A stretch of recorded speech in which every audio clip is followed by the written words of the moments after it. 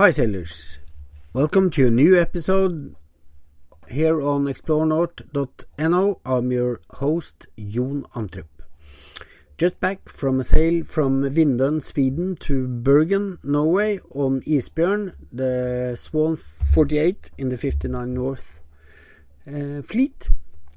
It was a very nice experience doing a little wintertime sailing again, and this weekend I'm actually doing even more of it because I'm leaving Bergen this weekend and heading for Tromsø. We're sailing towards the snow and cold, so that will be a truly high latitude experience. If you want to know more about high latitude sailing, you can always buy my book High Latitude Sailing, which I wrote together with Bob Shepton.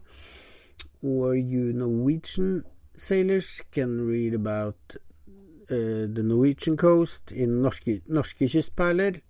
All the books you can order on my website. Another who is doing a serious high latitude exploration sail later this year is Ella in the Arctic. We have made a podcast with her, which you can listen to, and she is actually doing both the Northwest and the Northeast Passage, or she will be trying to, in one season. And that is high goals, and I'm really impressed by her ambitions, and I'm looking forward to following her. You can you can hear more about her solo attempt in the podcast coming up right now. So listen up, be inspired, and check out her website or social media. Maybe you can contribute in some way. Anyhow, keep sailing. Well, it's time for a new podcast. I'm sitting in my boat and listening to the last of the ice melting, and on the other end we have Ella in the Arctic, and she's going to places where there's lots of ice. Hi, thank you for having me. Yeah, first of all, where are you now, Ella? So at the moment I'm in Portsmouth in England, where the boat is currently out of the water having a shipyard refit. So talking to you from a bedroom in a house that I've rented for a couple of months. Can you see the boat from where you are? No, unfortunately not. But she's only 15 minutes down the road, so it's not too far away. Not that bad. Can you talk a little bit about your sailing background before we get into the real nitty-gritty of your project? When did you start sailing? Yeah, so my parents put me in dinghies as a small kid, growing up on a reservoir in England. So I started on lasers and optimists. And then when Dad moved us to the south of France with his work when I was 8, he bought a Moody 40 that we used to sail from Marseille to Corsica on and do sort of the Med during our summer holidays. And then I actually gave up sailing for quite a long time to pursue my first love, which was horses. And I went to Australia to manage a racing stables, and then Germany for dressage riding. And then eventually made my way back to boats through super yachts as a dive master, which I really didn't enjoy as much as I love sailing. So got my yacht master offshore out in the Canary Islands. And then I came back to the UK where I got my cruising instructor ticket. And a year after that, I got my yacht master instructor ticket. So now I've been teaching for the RYA schools around the Solent and Gibraltar for the last 3 years. Cool. So you picked two of the most expensive hobbies you can possibly have. Yeah, if you add the scuba diving into there, 3 of those. 3 actually, yeah. It's a good thing you returned to sailing then. Yeah, because you're refitting Bruce Roberts 38, aren't you? Yes, so the boat is called Yeva. She's a 38 offshore. Bruce Roberts built in the late 1970s. So she was welded together in a yard on the east coast of England. And then the interior's been sort of put together by the previous owners. So Some of that's been really beautifully done, some of it not quite so beautifully done. So I've spent the last year living on board in Haslar Marina in Portsmouth, around sort of being away teaching with sailing schools. When I've been based on the boat, I've been fixing up the interior jobs myself. And then she came out of the water on the 16th of January, over in Victoria Quays shipyard in Portsmouth as well. And she's having a full refit. So she's getting a new engine, standing and running rigging, full shot blast and new paint job, your usual seacocks and anodes and that sort of stuff. New sails are coming out next month, hopefully. So yeah, proper refit. Yeah. Any big surprises during the refit period? God, touch wood, so far not. It's all gone relatively smoothly. We did have one slight delay with getting the mast steps for the mast. I was hoping they'd be on by now, but it looks like that's still another 10 days to 2 weeks away. But funny enough, I thought it was going to take about 6 weeks, which everyone told me was overly optimistic, and it looks like it will be 7 weeks when she's back in the water. So it's not gone too badly so far. No, that's not too bad. Why did you end up buying that boat? So I always had in mind my 3 requirements for a boat for this particular project that I'm going to be doing were that it be made of steel, so Yeva's 5mm steel with a 12mm skeg, that it have a doghouse for steering from the inside, so I don't have to be out in the elements all the time, and that it be a ketch, so that the sail plan is easier to manage by myself. And over the 2 years I spent looking for a boat, I also wanted for it to be less than 40 feet, ideally. So in the time that I spent looking, I only found 2 suitable ones, one in Panama and one in Australia, which was really unhelpful. And then I ended up taking sailing students of mine to Port Solent Marina in Portsmouth Harbour. And we ended up berthed on the same pontoon that Yeva was on, and we walked past her on the way to dinner. So when I saw her sitting there, not listed for sale, I went up to the marina office and asked if they would give my email address to the previous owner so that he could reach out if he was interested in selling her. And luckily for me, he was. So bought her a few months later. Nice. And yeah, your project. Can you tell us all about that? Absolutely, yeah. So I am running a campaign to attempt to become the first person to solo circumnavigate the Arctic Circle. So it'll be the first solo non-stop circumnavigation of the Arctic ever. Previously a feat that hasn't been feasible due to the amount of ice that's been covering the Arctic, but the goal behind the expedition is to showcase and highlight just how quickly that sea ice is declining. Scientists are estimating now that by 2050 the Arctic could be entirely ice-free in the summertime, meaning we could sail from Scotland to China across the top of the world before I'm 45 years old, which is just baffling when you stop and think about it. So that's what the campaign is about, is to go and showcase that if I can do this now, those figures and those estimates are coming true and happening, and we need to be doing better to try and reverse them. So that's where it's all sort of stemmed from and leading to, I suppose. Yeah, that's a big undertaking, isn't it? Yeah, it's no small feat, and if it were easy, someone would have done it by now. I'm sure. Yeah, pretty much. This has been 3 years and more in the making, and we're finally getting closer and closer to the start line. Yep. So, where did you find your inspiration from for this kind of project? So I've always been fascinated by the Arctic. I've always been enamored by sort of the environment and an ecosystem up there. And it started as wanting to do the NotthWest Passage. The more I saw smaller boats from the early 2000s, 2012, especially when a lot of boats started heading through there, I started thinking that that's definitely something that I was going to want to do. And then the more I looked into the weather and the ice routing and sea ice decline, the more I started to think, why stop there? Surely it must be possible now to get the whole way around. And that's what we're going to go and try and prove. Yeah. A couple of friends of mine did it, but they did it fully crewed a while back ago. And you're pretty much taking it's defined by the ice, I guess, that you want to start with the Northwest Passage and then take the Northwest, isn't it?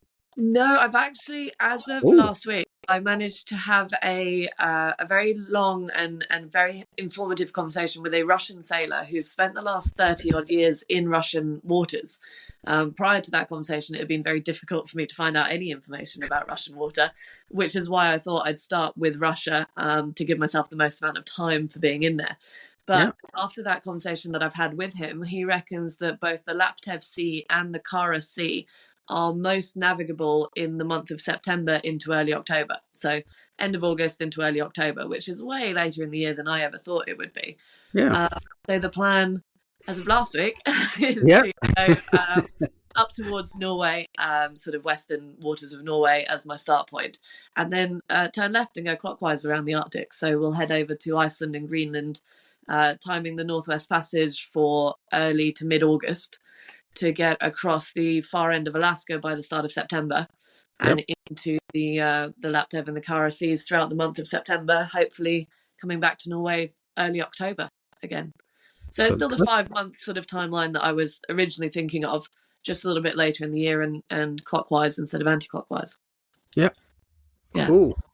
I'm guessing you talk to a lot of people about the different options here and the challenges about sailing in the Arctic, especially solo. Definitely, I'm very much of the mindset that the more the merrier when it comes to people I can talk to, people with experience, anyone that's got.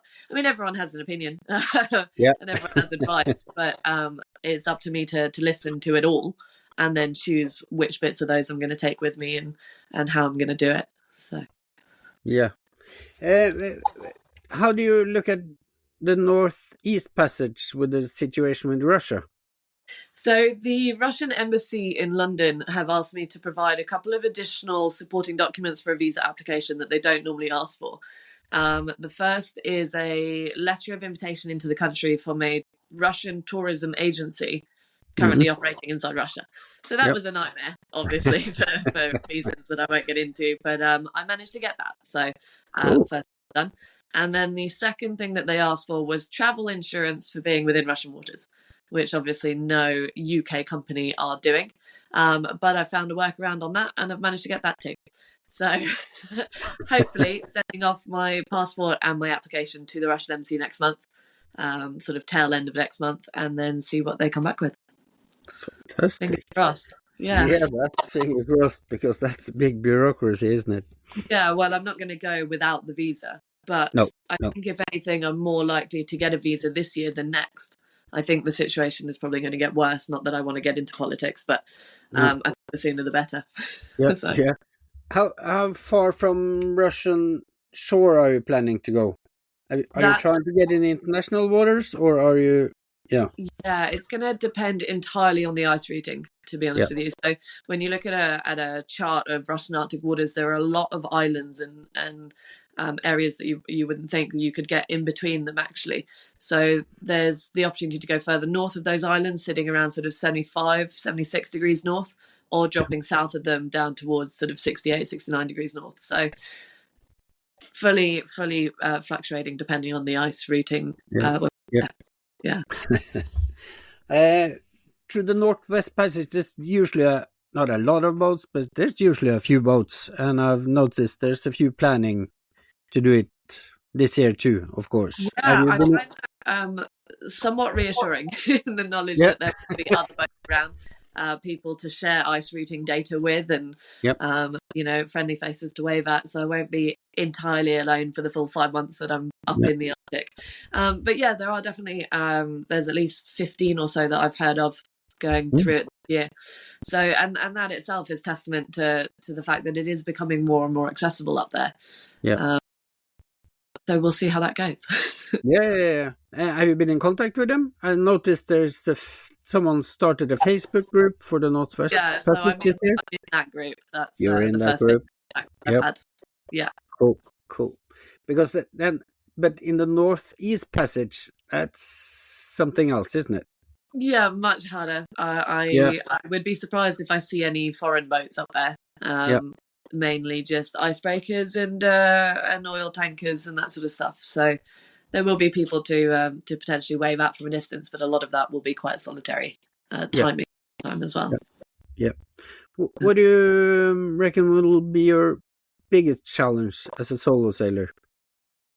I think the sleep deprivation is something that's definitely going to be very challenging. It's not like I can hove to and get 8 hours of sleep in open ocean surrounded by nothing. There's always going No. to be of submerged bergs, bergy bits, bigger icebergs, all that sort of stuff. So I've been reading up on something called the Uberman sleep cycle. I actually have the book.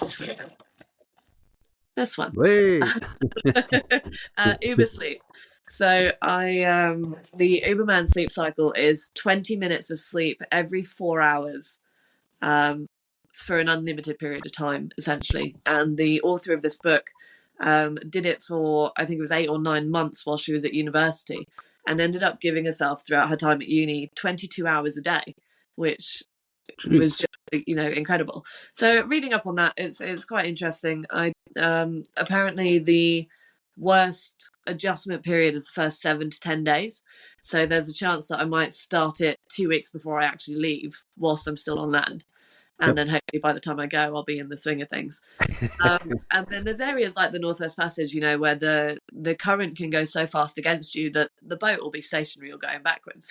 So if there's a chance to maybe drop the anchor there and get a slightly longer period of rest, then we'll do what needs doing. But sleep deprivation, yeah. Definitely. Sleep deprivation and food management, maybe. Yes, yeah. I've decided. I've come to the decision that Tabasco is God's gift to freeze-dried food. Definitely. So I've ordered freeze-dried food from 3 different companies, and I'm doing a little taste test session on the weekend to figure out, which ones are worth buying copious amounts of. And then we'll get there. But I was talking to do you know the British sailor Conrad who did the Vendée Globe in the early 2000s? Humphrey? Yes, yeah, Yep, Conrad yep. Humphrey. Yeah, So I was talking to him down in Devon. We had lunch together yesterday, and he said that for the Vendée he took a lot of pasta and pasta sauces and stuff like that. So I'm hoping it won't all have to be just freeze-dried, boring. No, and boring, and it really, your stomach, it get really hard, what do you call it, with all the freeze-dried, because you won't be able to get enough water in there, so yeah. Yeah, absolutely. And I've heard that mineral supplements and vitamin supplements are the way forward. So yeah, hopefully we'll all that out soon. Are you testing the Norwegian brand for dry food? No, I don't think so off the top of my head. I think I've gone French, German and British. Right. Yeah. There's a Norwegian one called Dry Tech, but yeah. Okay, I will write that down and look it up. Dry Tech. It's pretty good, but it's, I've tasted a few different ones, different brands, and it pretty much tastes the same, doesn't it? Thanks. Yeah. How are you gonna to manage all the waste? That's the plan. So Yeva, very cleverly designed by someone before I owned her. Under the cockpit floor where the binnacle is for the steering station, you've got a really massive access locker to all of the steering cables and everything down there. I can stand upright in it almost. So that is where I'm going to put the bin bags full of waste. And then it won't stink up the inside of the boat, and they're lightweight enough that I can get them out in a hurry if I have to get in there to fix something. So that's kind of waste storage area. Cool. How are you going to communicate from the trip? Because I'm guessing that's a big part of it, since you're doing it with a purpose. We've been looking into companies like Starlink. Now, a problem with Starlink is that they don't currently cover Greenland or Russia, apparently. So we're looking into potential Chinese competitors to Starlink and seeing what the options are there. But in any case, I'm definitely going to have satellite communications. So I've been sponsored by a company called Yellow Brick Tracking, who are putting a YB3I unit on the boat, which will not only allow people at home to see where I am every day with the link, but will also, through an app that you download onto your smartphone, turns your smartphone into a satellite phone that can send text and email. So there will definitely be two-way communication that way with my shoreside team, whether we go down the Starlink route or not.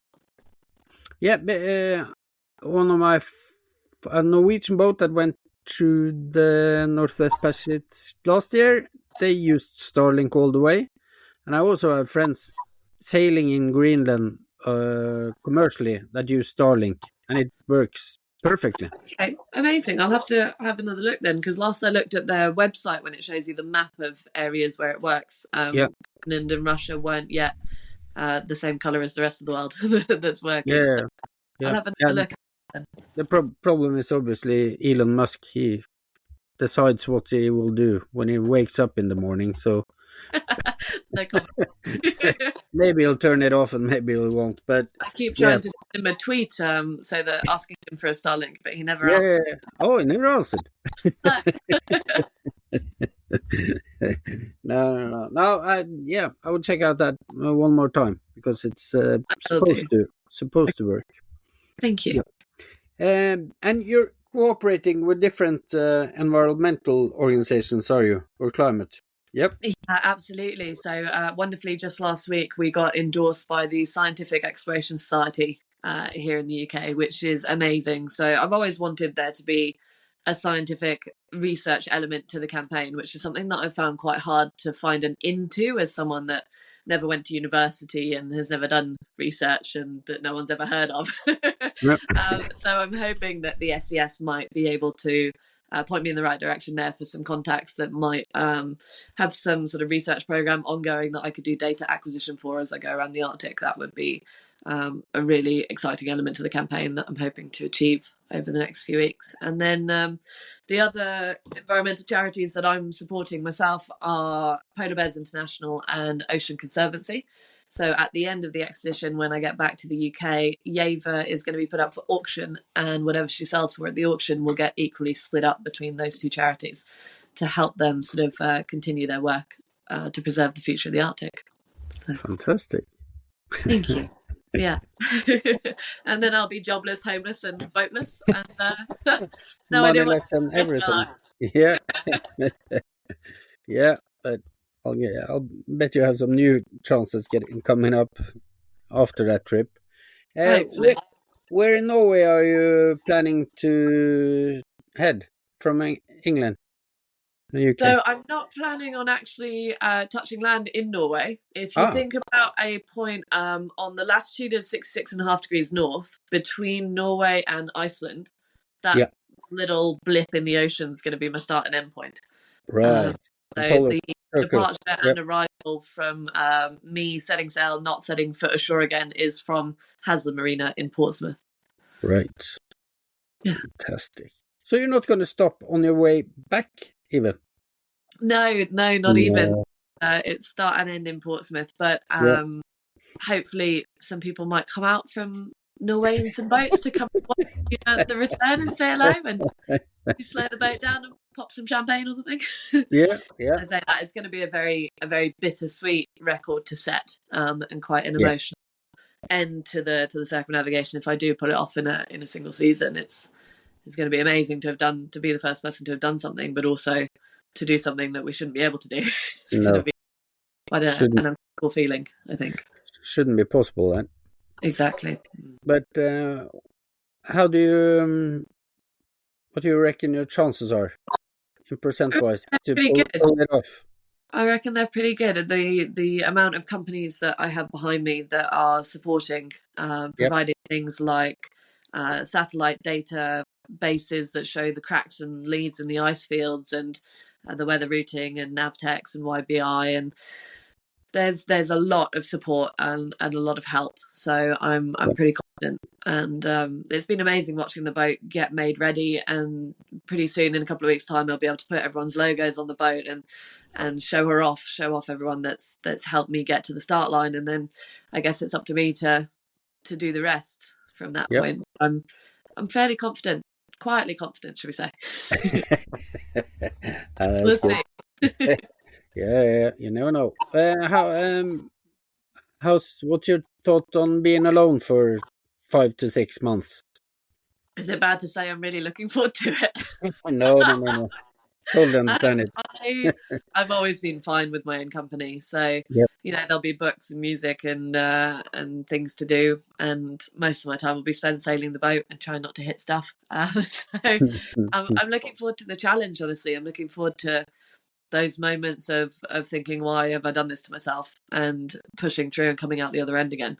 Yeah. So hopefully I don't regret saying that in 4 months' time. Fantastic.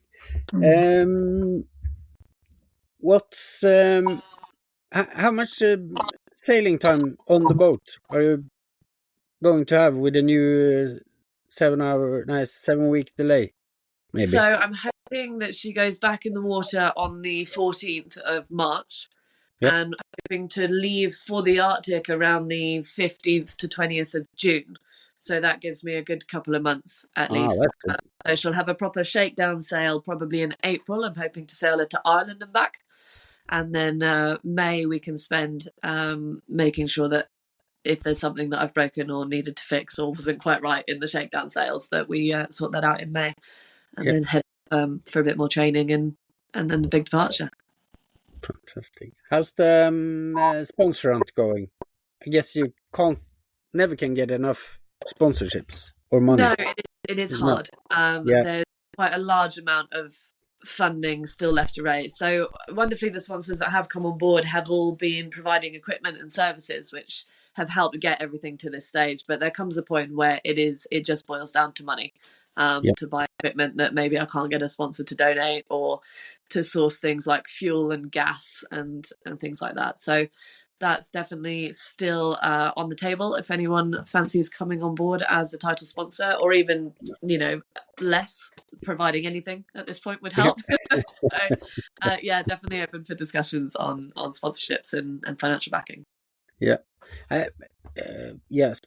spoke about sleep deprivation earlier on, but the hunt for sponsorship and fixing your boat, shouldn't you be almost starting your sleep period now? Yeah, quite possibly. It's been a long couple of years of doing a lot alone. But I do now have people coming in and supporting from all different directions. So it's there are people that I can send a text or an email to and say, can you look into this for me, because I haven't got time today to do the research, and then let me know what you find. And they do. So it's feeling less like a one-man band now and more like a lovely group of people trying to help me make it happen. Yeah, cool. And I read on your website you're going to try to use as little diesel as possible. Can you tell me about your setup on the boat? Yeah, absolutely. So the boat has had a new engine put in during the refit period, just because the last one was so unreliable. However, the boat is also being set up with solar panels, wind generator and water generator. So I'm hoping that the engine will be sort of a last resort. We'll do as much sailing, water and wind and solar as possibly can.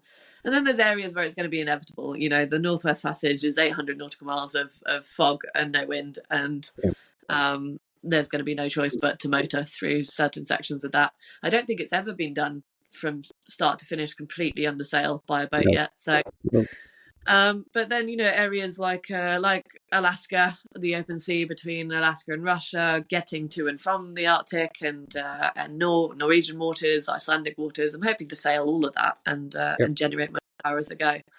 So NotthWest Passage is a fuel race, isn't it? Pretty much, unfortunately. But how much fuel are you able to take? So she can take about 300 litres in her tanks and a couple of 100 litres in jerry cans. So about 400 or 500. And then I'm working alongside a documentary team who are hoping to film the expedition and make it into something that we can share with a wider audience when I get done. And they are working with me to come up with areas that we can call our sort of check-in points, where they might fly out and charter a rib to come and film the boat sailing past. At which point they can drop me off more fuel and fresh food and stuff like that, hopefully. Yeah, cool. Yeah, documentary would be nice. But you would be doing a lot of filming then? won't you? Yeah, so Yep. it's going to go one of two ways. Either the guys that I've signed up with for the documentary can get the funding they need for their production, and then we rig up the boat with permanently fixed cameras, or that doesn't happen, and I take a few GoPros with me and maybe a DSLR with a long zoom lens, so I can get some pictures of the polar bears and not get too close to them either. So yeah, it'll go one of two ways, but we're definitely going to try and document and film as we go, and hopefully share that content with people when we get back. Cool. Yep. Speaking of documentaries, I just rewatched the documentary about Maiden, Tracy Edwards. Yeah, Have I've you not seen it? seen it. It's been on my list of things to watch. When it Yeah. came out. I know that's terrible. I need to get on that, but it's just I don't really have time for movies of any description, so I will make some time to watch that before I go. Yep. I've been following them on their race at the moment. Yep. Yeah. You're pretty much doing sort of the same thing that she did in the end of the 90s. Yeah, she was an inspiration, wasn't she? Yeah, definitely is. Yeah. So you've been following the Ocean Globe race? Yes, the Ocean Globe and the Global Solo Challenge as well. Yep. I've been watching quite intently. So, yeah, it's just amazing to see what those boats get up to. And for example, Cole Brower, how she's documenting everything with her staff got on board, doing all of her live streams and things like that. It's just incredible when you think back to, the times of Knox Johnson going around the world for the first time and that radio silence for compared to what it looks like now. It's just worlds apart, isn't it? But incredible. Yeah. No, Cole Brower is, she's amazing. What she sends off the boats every day. That's really cool. It's incredible. Any aspiration of doing the Ocean Globe race or the Golden Globe race? Gosh, I don't know. Maybe everything sort of starts and ends with the Arctic campaign at the moment. There's time in the day to think about anything else, but I don't want it to be the only thing I ever do in sailing. So there's definitely thoughts about racing later down the line, and certainly staying offshore and making a career out of that. So we'll see. Time will tell. Yeah. Because you're but you're 27 now, right? Yes, 27. Yeah. So, it's pretty much more ahead of you than behind you. I hope so. Yeah, we should hope. So, if you pull this off, where do you see yourself in 10 years? Gosh, I wish I had an answer to that question. My mind changes every other day. At the moment, the rain's coming down against the windows outside, and I quite like to think that in 10 years' time, I'd like a cottage on a hill with a dog next to a fire, so I don't have to go out in the weather. And then on the other hand, maybe opening my own sailing school one day, or going into offshore racing. I mean, the opportunities are endless, and I've not really thought any of them through yet. But it sounds like something outdoor. Absolutely, yeah. I would get bored to my back teeth if I had to sit inside and do nothing all day every day. So it will always be outdoorsy, and hopefully it will always be to do with boats. So fantastic. Not longing for the horses? I do miss them, but that's kind of what I enjoy now on my own time rather than in a professional capacity. So if I need a holiday or a break, then that's usually where I go and find a bit of peace and quiet. Yeah, so I enjoy doing it that way now. Cool. How can people support you or find you? Absolutely. So all of the social media pages and the website are under the name Ella in the Arctic. So hopefully that's relatively easy to find. And then there's a crowdfund page, which you can find the links to on my website as well, if anyone fancies donating. And all of my contact info, I believe both my phone number and my email address are on my website, ellainthearctic.co.uk. So people can reach out and get in touch to do that. Cool.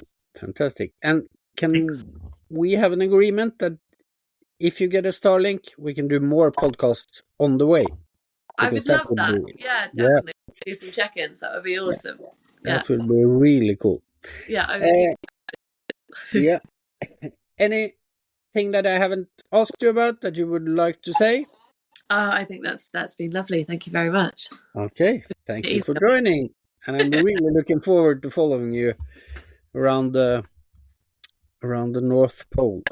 Thank you so much. I appreciate your time. Really impressive. Thank you. Thanks.